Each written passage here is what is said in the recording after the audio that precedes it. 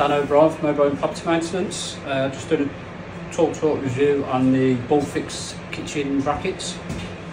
When I've done the kitchen install here at the verified build, I use them to put the wall units up. I found these a lot easier to use putting the units up one hand, like singly, rather than the ones that are supplied with the kitchen, which you can see they're a lot smaller compared to the BullFix, which are a lot bigger. You've got more room to play with, obviously, with the bracket.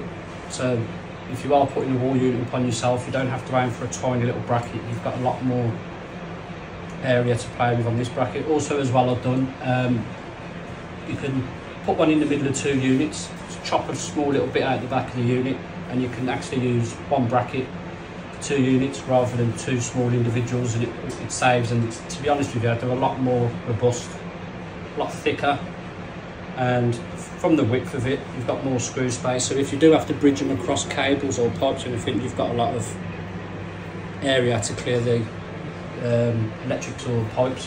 Whereas with these, you haven't really, you've got nothing, no room for playing. So yeah, anyone that does kitchens or even for hanging general units at home, wall units, I would highly recommend the BullFix.